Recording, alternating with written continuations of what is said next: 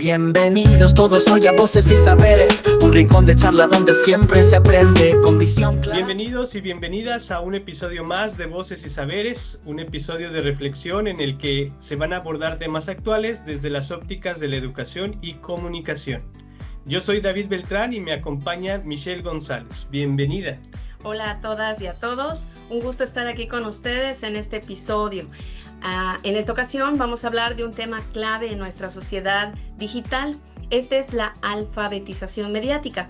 Y es que en un mundo donde estamos rodeados de información en redes sociales, noticias y plataformas digitales, es importante saber cómo influyen en nuestras decisiones. Es por ello que trataremos de dar respuesta a preguntas como qué significa exactamente la alfabetización mediática y por qué es importante hoy en día. Cómo influyen los medios en la forma en que percibimos la realidad y en el contexto educativo, cómo pueden los docentes fomentar la alfabetización mediática en los estudiantes. Pero ¿qué tal si nos presentas a nuestro invitado de lujo el día de hoy, David? Claro que sí, Michelle. Con mucho gusto recibir a Jorge Cortés Montalvo. Él es doctor en Ciencias de la Información por la Universidad de Sevilla, tiene máster en Educación Superior, estudió la licenciatura en Psicología en la Universidad Autónoma de San Luis Potosí y es catedrático de posgrado de la Facultad de Filosofía y Letras de la Universidad Autónoma de Chihuahua, miembro del Sistema Nacional de Investigadores Nivel 1, integrante del cuerpo académico Educación y Comunicación y responsable del Nodo México de la red Alfamet. Bienvenido, Jorge. Es un gusto que se encuentre con nosotros. Gracias, Michelle, gracias, David. Es un gusto para mí estar con ustedes y poder tener esta oportunidad de charlar. Agradezco mucho y me encanta estar en este momento con ustedes. Gracias. Muchísimas gracias, Jorge. Te agradecemos bastante esta oportunidad que nos das para poder reflexionar sobre este tema.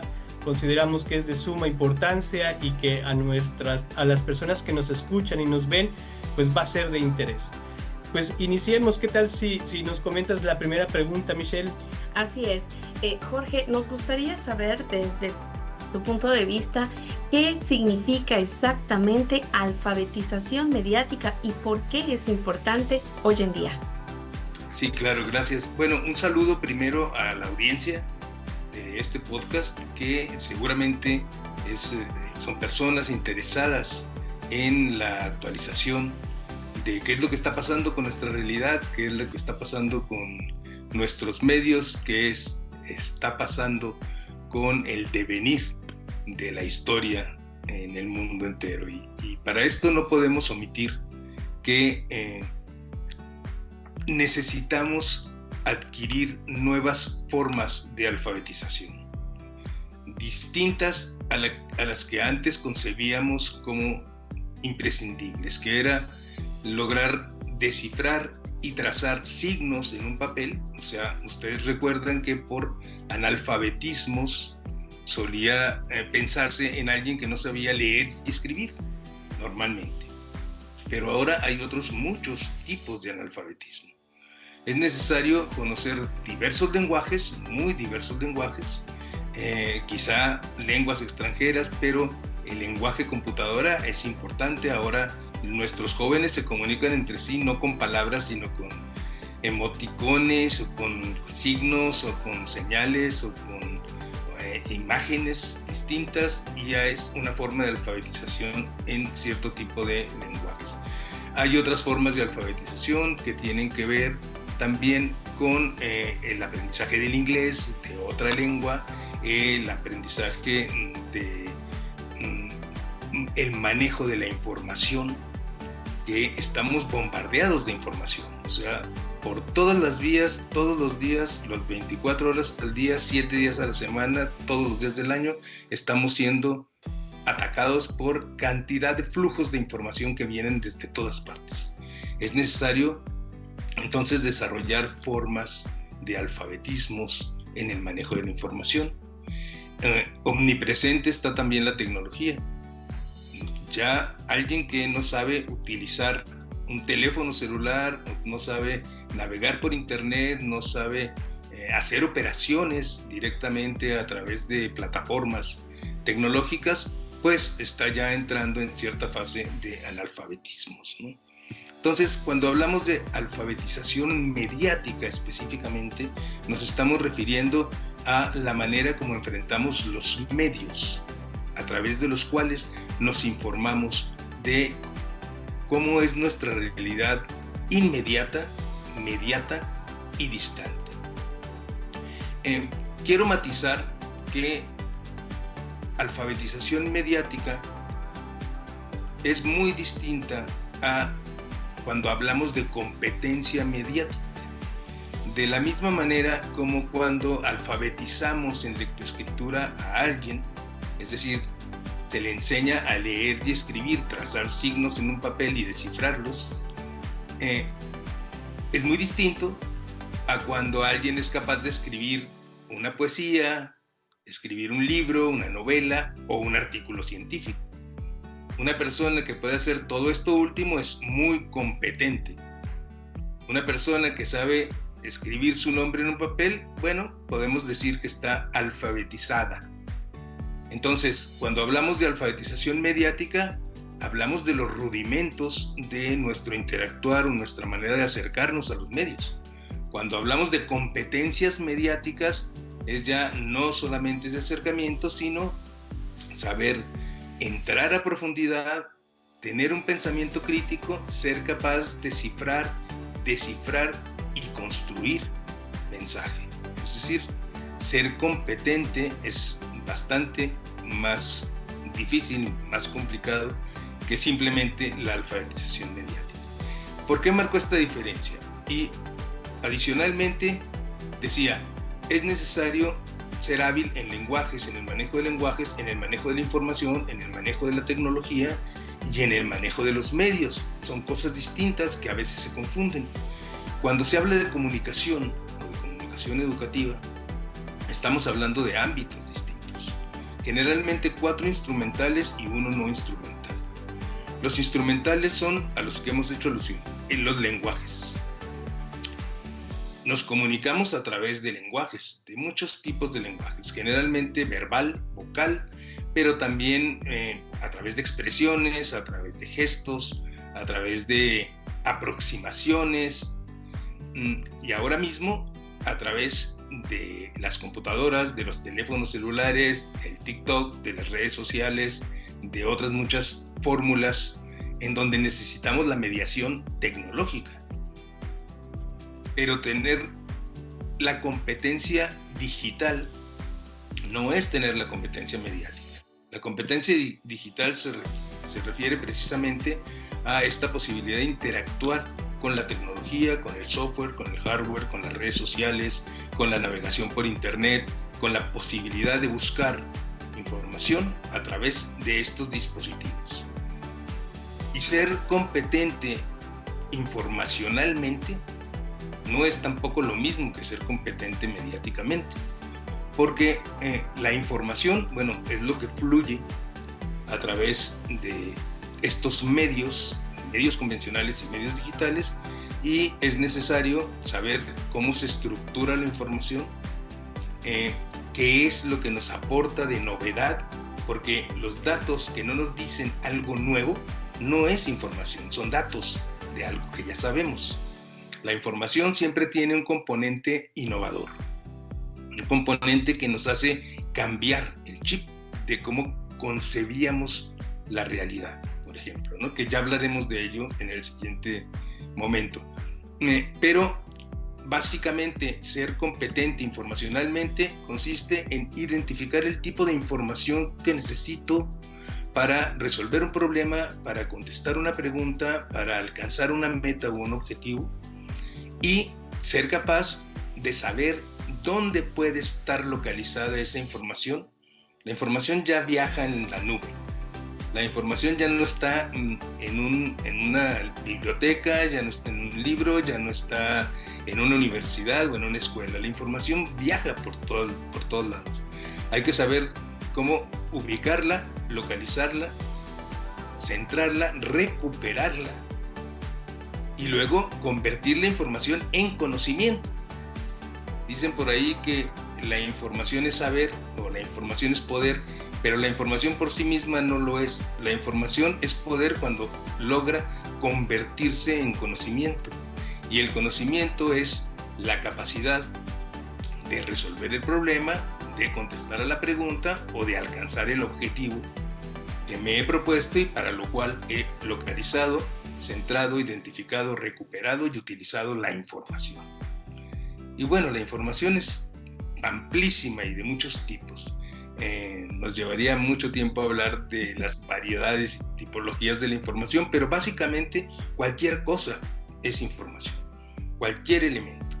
Una piedra puede ser información, un trozo de madera, una hoja de un árbol, un insecto, cualquier cosa tiene un componente de información dependiendo del propósito para el cual lo necesitamos.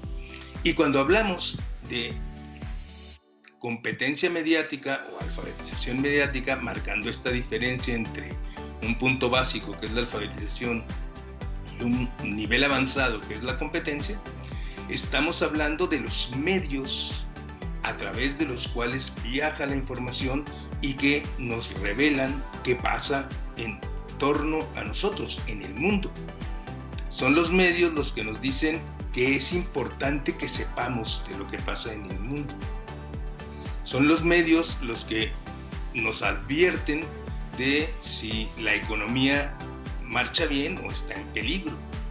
Son los medios los que nos dicen cómo va la política, si está justamente cumpliendo la función del pacto social, que esa es la función de la política, o sea, la sociedad es la que selecciona un modelo político a sus gobernantes y les da el mandato de trabajar básicamente con la administración pública, ¿no?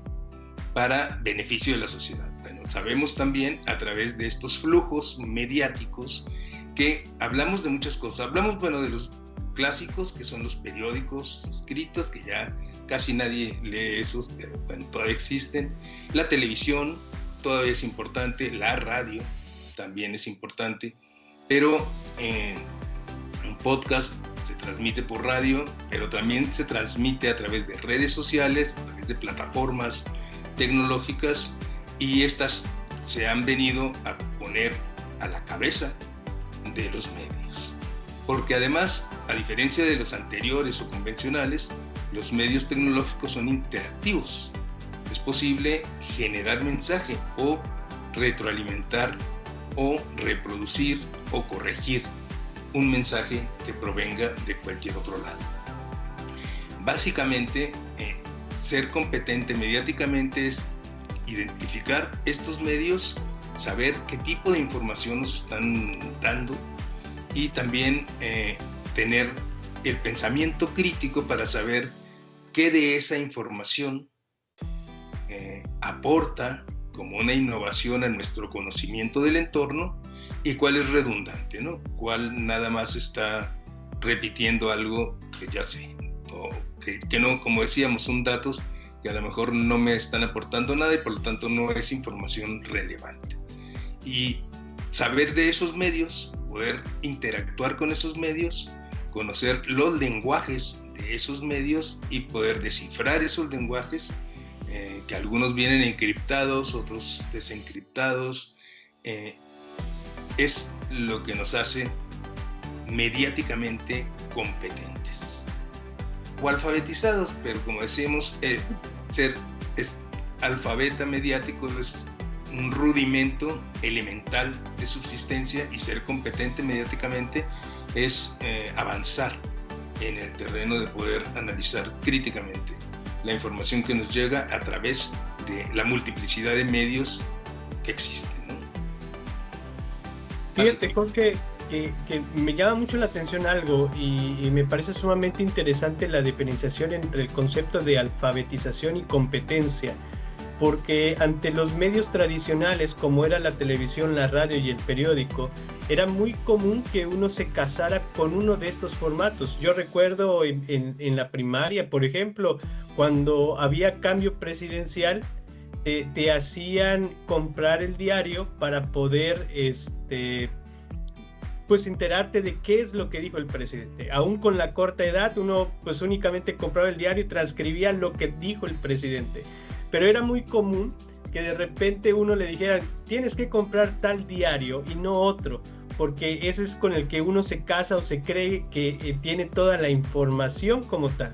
En ese punto recurrimos un poco a ese ejercicio de alfabetización. Tomamos lo que una fuente de información nos da y solamente nos queda. Pero cómo hablar de la competencia nos permite no solamente quedarnos con uno, sino tratar de indagar si realmente nos está diciendo la verdad, o nos dice su verdad, o nos dice su percepción de acuerdo a los intereses que está pretendiendo. Pero además, ya en la actualidad sumamos que hay una gran cantidad de fuentes de información, y qué tan importante es no solamente sumergirnos en una sola fuente, sino el poder desarrollarla con la búsqueda de otras.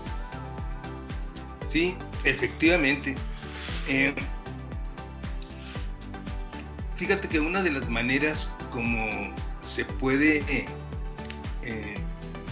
contrastar la información es precisamente buscando distintas fuentes de donde proviene la información. Porque, bueno, y esto a lo mejor ya es atingente a la segunda cuestión que ustedes habían planteado en un inicio, cómo los medios construyen la realidad. Porque en realidad, valga la redundancia, es una construcción. Dice Harari en su obra más reciente, que se llama Nexus, que hay 3 niveles de realidad. Una realidad objetiva, que está ahí, independientemente de que nosotros la percibamos o no, que es lo que físicamente existe y existe fuera de nosotros. Hay una segunda realidad, que es la realidad subjetiva, que es la manera como nosotros percibimos, interpretamos, conceptualizamos lo que está fuera de nosotros. Y hay un tercer nivel de realidad, que es la realidad intersubjetiva. Es decir, son cosas que se construyen a partir de figuras resultantes de la interacción de la información. Estamos hablando de la política, por ejemplo, estamos hablando de la escuela. O sea, la educación es una realidad interactiva.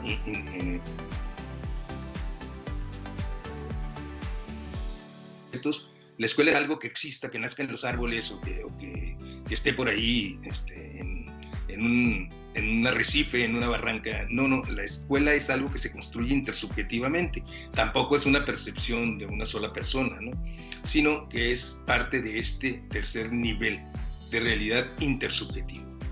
Los medios de comunicación, todos los medios digitales, tecnológicos, plataformas, redes sociales o medios convencionales, juegan con estos 3 niveles de realidad.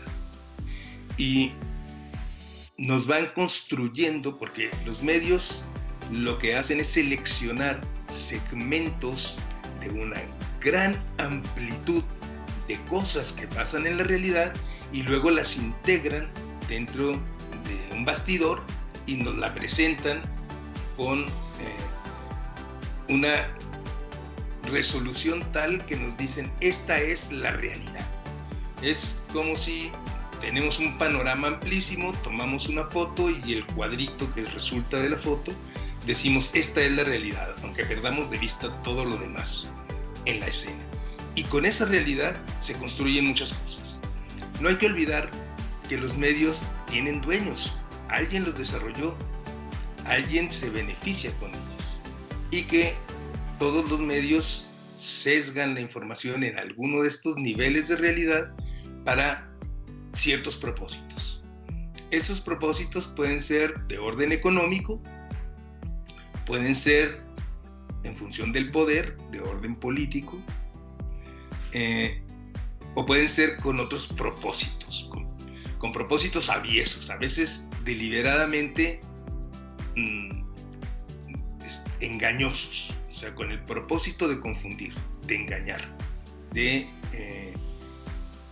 distraer la atención y hacer que la gente crea cosas que en realidad no están ocurriendo, porque eso beneficia a alguien.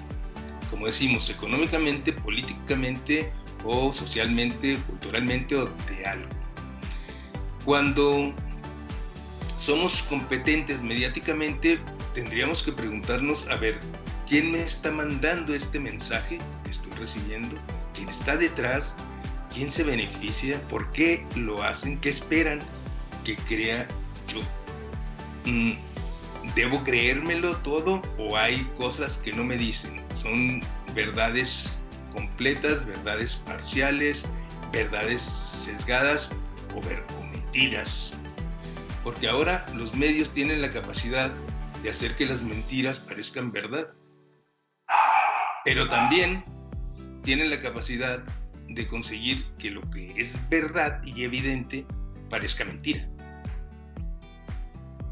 Si no desarrollamos esa capacidad para poder discernir dónde nos están engañando, dónde nos están diciendo la verdad o dónde están encaminando el sentido de una información, pues entonces no alcanzamos a ser suficientemente competentes y mucha gente, lamentablemente, que no tiene formación, que no tiene esta capacidad, en realidad se cree las cosas que les dicen, ¿no? Y esto es particularmente importante porque ahora hay muchas cuestiones que no tienen que ver de manera directa con quién toma las decisiones de qué información nos están dando. Hasta hace muy poco tiempo, dice también Harari, había personas detrás, había personas de carne y hueso, seres humanos que tomaban esta decisión, ¿no? Que decían, hay que informar esto, hay que informarlo de esta manera, la gente tiene que irse por aquí, la gente tiene que opinar acá, es necesario convencer a la gente para que vote de esta manera, es necesario convencer a la gente que estas acciones que se están emprendiendo son buenas o son malas o no deberían ser, es necesario que la gente compre y consuma esto, es necesario, etcétera, ¿no? Pero ahora, y a partir de muy poco tiempo para acá, ya no solamente son seres humanos de carne y hueso quienes toman esas decisiones. Hay, sobre todo a partir de la inteligencia artificial generativa, ya decisiones que los propios algoritmos están tomando. Pero si quieren, hablamos un poco más extenso al respecto más adelante, si no me voy a seguir de corrido. Bueno, pero a final de cuentas todo esto es muy interesante. Yo, escuchando todo esto, como docente, no puedo dejar de pensar y de relacionar que qué importante es considerar la inteligencia artificial generativa, la formación del criterio que uno debe de tener, la amplitud de los medios de información que nos bombardean de información. Entonces, dentro de todo este contexto, con tanta información del ámbito social, cultural, económico, político, que nos vas desglosando de una manera maravillosa, como docente, mi pregunta, en el contexto educativo, ¿cómo pueden los docentes fomentar esta alfabetización mediática en los estudiantes? Esta cuestión es sumamente importante porque para formar estas mentes ante toda la información que reciben, ¿cómo podemos como docentes hacer esto? Jorge. Esto es cierto, esa es una pregunta fundamental, Michelle. Realmente muy importante esa pregunta porque nos lleva precisamente a qué acciones debemos tomar como investigadores o qué acciones debemos tomar como académicos para poder formar a los formadores que están en contacto directo con los niños en las aulas, con los jóvenes en las escuelas, en las universidades, y cómo ellos podrían avanzar en este terreno de desarrollar estas competencias en los estudiantes. Desde luego, el desarrollo de la competencia mediática debería ser un tema transversal a lo largo de la escuela, desde el kinder prácticamente, y a lo largo de toda la formación educativa de cualquier persona. Lamentablemente no han existido hasta ahora políticas específicas a este respecto. porque quizá no se había visto la importancia de incorporar dominios de competencia mediática en la formación integral de nuestros estudiantes. Tradicionalmente se creía que si hablábamos de comunicación o de medios, esto estaba bien para los periodistas, para los comunicadores o para gente que tenía que ver de alguna manera con los medios en su formación, pero no para los estudiantes de primaria o de secundaria. Y sin embargo es algo que debemos hacer desde ya. Primeramente, los profesores o quienes están siendo formados para ser docentes, para estar en las aulas, tendrán que desarrollar estas competencias, claramente. Y luego, estos docentes no solamente tendrían que ser competentes en la manera como enfrentan los medios, sino estar también en condición de recuperar los medios y utilizarlos en las aulas, en la formación de sus propios estudiantes. Porque, insisto, no es que los periodistas sean unos malvados que intentan engañarnos, ¿no? O que los dueños de los medios sean unos avariciosos que quieren tergiversar nuestra realidad. No, todo el mundo tiene intereses, todo el mundo tiene ciertas preferencias, todo el mundo apunta en cierta dirección y tiene ciertas convicciones, y esto es perfectamente legítimo, ¿no? Pero es necesario poder identificar cuáles son estas creencias, cuáles son estas convicciones, cuál es esta inclinación ideológica y cuáles son estos intereses para saber cómo lidiar con ellos. Entonces, en las aulas es necesario que el dominio del manejo de las competencias sea cada vez más intenso, entre más de manera transversal, como digo, en la formación en todos los aspectos. Por ejemplo, sabemos que mucha de la información imposible de contrastar, de comparar, puede ser falsa o puede estar sesgada o puede estarme dando datos que no se corresponden totalmente con la realidad. Quien lo hace puede hacerlo a lo mejor por ignorancia, es decir, desinformar porque no sabe que está desinformando, o hacerlo deliberadamente, ¿no? Hay ciertos preceptos y principios en el manejo de los medios, por ejemplo, la oportunidad de la noticia, la necesidad de sacar la nota en el primer momento, hace que esta nota pueda venir sesgada o venga equivocada y luego ya no se percaten de la corrección o no tenga el impacto. ¿Cuánto dura una nota o una noticia en vigencia, digámoslo así? Pues mientras la gente esté interesada en esa noticia. ¿Cuáles son las buenas noticias para los medios? Bueno, generalmente, lamentablemente, las buenas noticias para los medios son las malas noticias para la sociedad. La tragedia, la sangre, todo ese tipo de cosas son muy... La gente se acerca a la lectura de esas cosas por temor o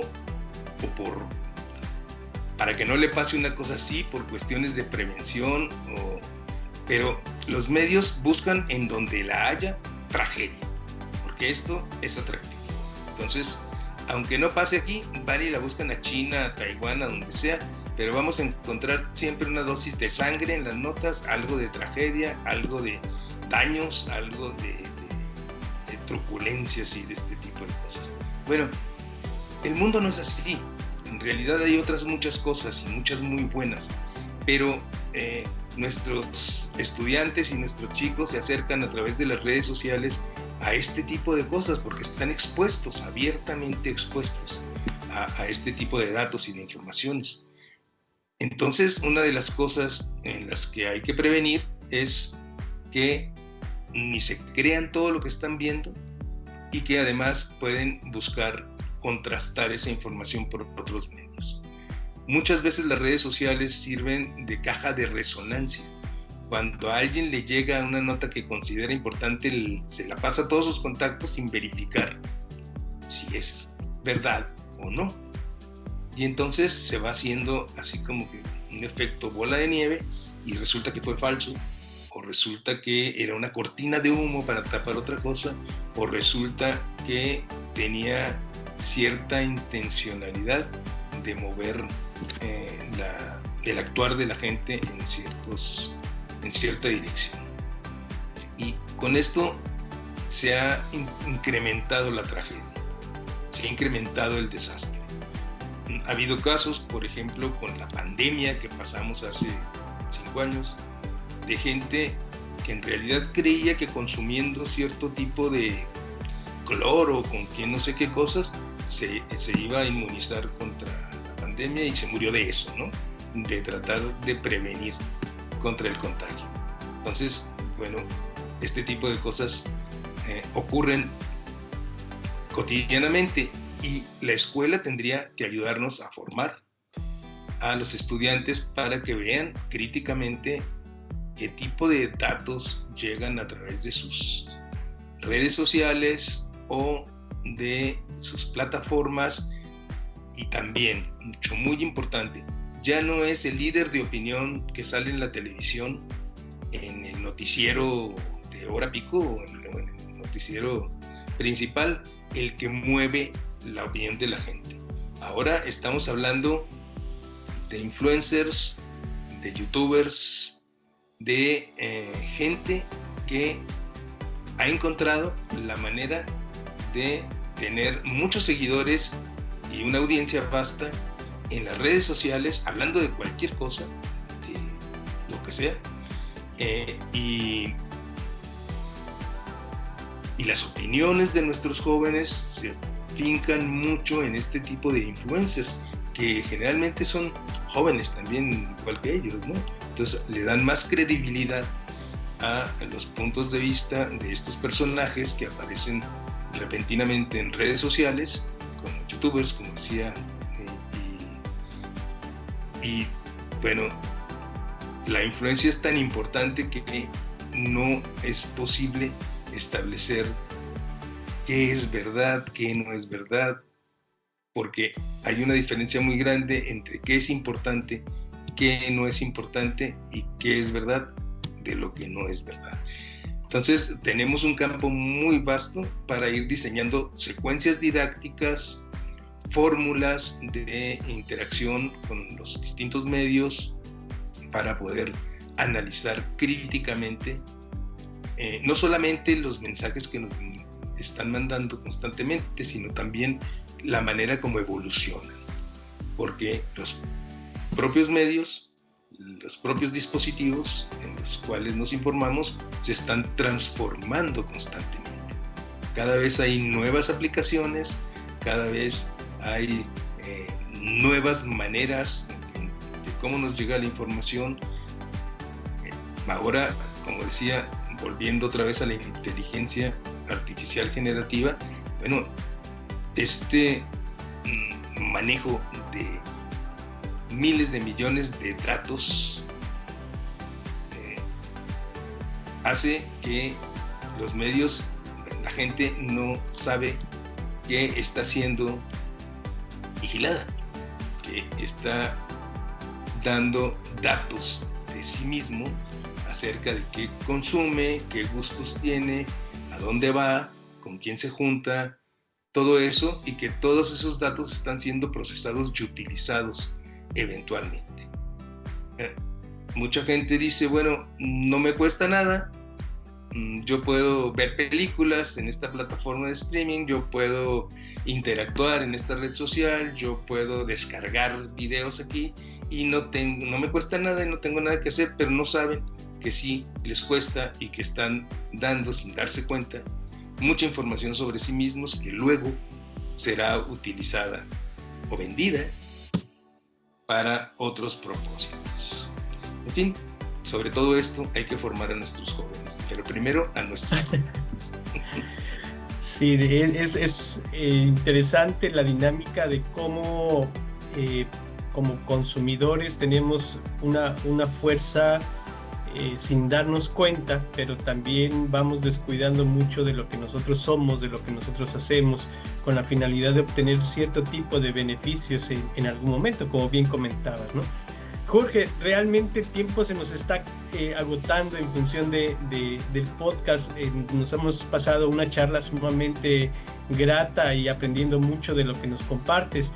Sin embargo, antes de poder concluir propiamente la charla, me gustaría si nos pudieses compartir como 5 ideas en las que de alguna manera podamos nosotros pasar de una alfabetización mediática a un nivel un poquito más. Tal vez no alcanzando todavía la competencia mediática, pero sí dirigiéndonos hacia ella. ¿Qué 5 puntos podríamos nosotros empezar a desarrollar con la finalidad de no dejarnos únicamente en el saber leer la información, sino empezar a usarla, empezar a desarrollarla, a utilizarla de una manera mucho más adecuada? Con 5 ideas que nuestros, pues aquellas personas que nos escuchan y nos ven puedan compartir y puedan empezar a desarrollarla junto con nosotros. 5 ideas. Bueno, vamos a ver. Hay muchos autores cuyas investigaciones han marcado un conjunto de indicadores acerca de qué elementos debemos tener en cuenta para ser mediáticamente competentes, ¿no? Por ejemplo, Joan Ferrés y Pichitelli hablaban de las dimensiones en las que tenemos que ser competentes, que tienen que ver con la estética, que tienen que ver con cómo se construye un mensaje, que tiene que ver con los aspectos ideológicos, que tiene que ver con la interacción, etcétera, ¿no? Hay una serie de dimensiones. Y también hay unas preguntas clave que necesitamos integrar en las secuencias didácticas para ser contestadas cuando formamos a nuestros estudiantes. Siempre que recibamos un mensaje de cualquier vía mediática que nos llegue, hay que preguntarnos quién manda, quién construyó este mensaje. Y hay que preguntarnos de qué recursos audiovisuales, estéticos, se vale para construir el mensaje y convencerme de que esto es racionalmente o emocionalmente válido para la certeza de la información. Hay que ver también qué componentes ideológicos, que siempre tiene componentes ideológicos, todo mensaje, están presentes en lo que estoy recibiendo. Es decir, hacia dónde se inclinan ideológicamente hablando.